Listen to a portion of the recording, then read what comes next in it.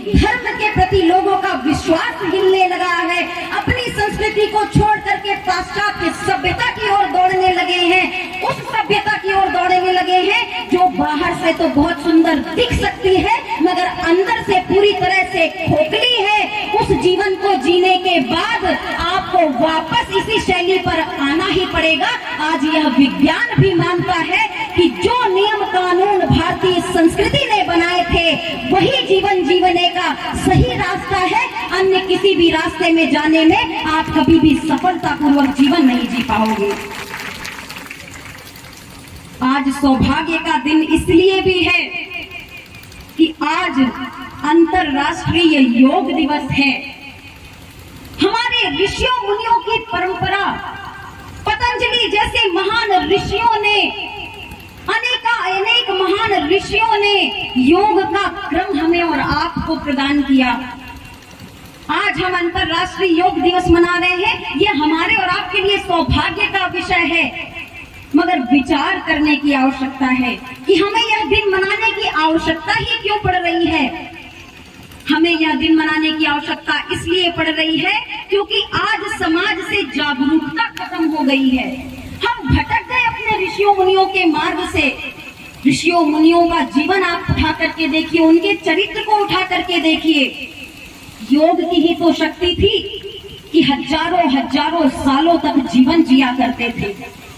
आज तो मात्र औसत उम्र 60 या 70 साल में आकर के रह गई है। आज से 50 साल पहले भी यदि आप देख लें तो हमारे जो बाबा दादा की उम्र थी 100 साल पार कर जाते थे। 100 साल की उम्र का जीवन जीते थे। कैसे जी सकते थे, कैसे जी पाते थे? वो ऐसे जी पाते थे क्योंकि मेहनती थे, वे योग करते थे। हमारे कई ऐसे ऋषियों मुनियों का हमारे शास्त्रों में वर्णन है जो एक युग से दूसरे युग तक का उन्होंने जीवन यात्रा अपनी तय की है। और इसीलिए परम पूज्य योगीराज श्री शक्ति पुंज जी महाराज ने भी कहा है कि योग ही जीवन है और वियोग ही मृत्यु है। कि यदि वास्तव में आप जीवन जीना चाहते हो, यदि वास्तव में आप जीवन जीना कैसे सीखा जाता है, कैसे जिया जाता है, यदि आप वास्तव में अपने जीवन का पूरा आनंद लेना चाहते हो तो योग को अपने जीवन का अभिन्न अंग बना लो। एक बार पुनः मैं अपने भाइयों बहनों को अंतर्राष्ट्रीय योग दिवस की शुभकामनाएं देती हूँ। माँ के चरणों में यह निवेदन करती हूँ कि योग प्राणायाम मेरे भाइयों बहनों के जीवन का अंग बन सके, आपके घरों में सुख शांति समृद्धि आ सके, आप सदैव धर्म राष्ट्र मानवता की सेवा के लिए आगे बढ़ सके, आपके जीवन में सुख शांति प्राप्त हो, माँ का आशीर्वाद प्राप्त हो सके। और गुरुवर का आशीर्वाद लेकर के तो हम आपके बीच में आए ही हैं। इस कार्यक्रम से पूर्व गुरुदेव जी से फोन के माध्यम में बात हुई है और गुरुदेव जी ने अपना पूरा आशीर्वाद इस कार्यक्रम में उपस्थित अपने समस्त शिष्यों और मां के भक्तों को प्रदान किया है। इस आशीर्वाद की ऊर्जा को आप लेकर के अपने घरों में जाएं, संकल्प बनाएं अपने जीवन का कि सब कुछ छूट जाए मगर गुरु और मां के चरण हमसे ना छूटने पाए।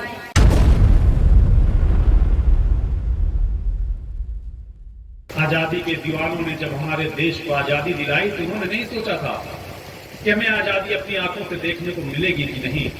तो रात दिन लगे रहे, फांसी पे चढ़ गए, उनका लहू बहता रहा, दौड़ते रहे, छिपते रहे, लेकिन अंग्रेजों के लिए खाई खोदते रहे, उनका धरातल खिसकाते रहे। और आज हम गर्व से कहते हैं कि हम आज आजाद देश में रह रहे हैं।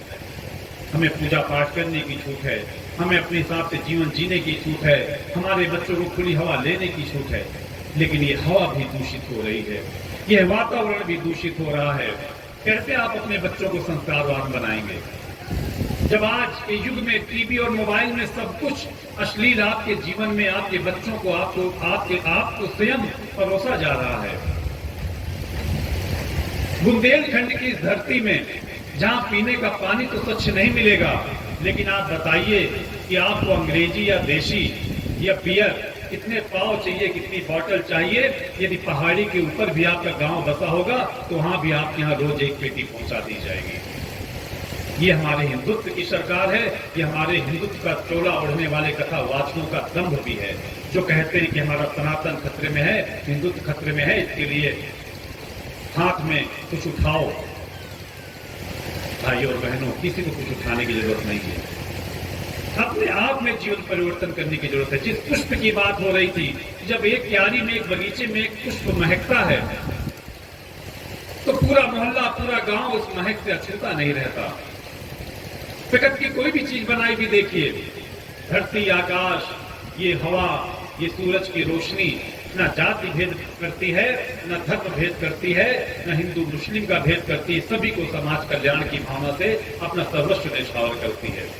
लेकिन हम उसी प्रकृति के बनाए हुए मानव आज दीनहीन का जीवन जी रहे हैं। अपने अंदर राग, द्वेष, ईर्ष्या की भावना रखते हैं, अपने अंदर सांप्रदायिकता की भावना रखते हैं, ऊंच नीच जाति भेद की भावना रखते हैं। हम सब मानव हैं, हम सब के अंदर वही आत्मा वास करती है। समाज की विषमताओं से अलग हटकर ये गुरुवर ने त्रिवेणी इसीलिए बहाई है, जहाँ किसी जाति धर्म का सम्मान नहीं है, जहाँ पर सिर्फ मानव का सम्मान है और मानव के द्वारा धारण की जाने वाली मानवता का सम्मान है। हम उस पथ पर आपको बढ़ाने के लिए आगे आए हैं, उसी दिशा में आपको बढ़ाने का प्रयास किया जा रहा है। आगामी शिविर में भी आपका आह्वान है, उसमें भी आने का प्रयास करिए, जन जन को जागृत करने का प्रयास करिए, हर घर को जागृत करने का प्रयास करिए, नशे से मुक्त कराने का प्रयास करिए। माता भगवती जन जन की इष्ट हैं, उनके चरण पकड़ के हम उनकी साधना कर सकें, इसके लिए प्रयास करिए। समाज में परिवर्तन आता जाएगा, आपका हिंदुत्व भी सुरक्षित रहेगा, दूसरे धर्म भी सुरक्षित रहेंगे और सांप्रदायिकता और वैमनस्यता की भावना अपने आप दूर होती चली जाएगी। इसके लिए कोई बल्लम लेके, तीर लेके, तलवार लेकर आपको चलने की आवश्यकता नहीं। ऐसी विचारधारा योगी राज शक्ति जी महाराज ने प्रदान की है। आइए उस विचारधारा के लिए हम और अपने कदम आगे बढ़ाएं।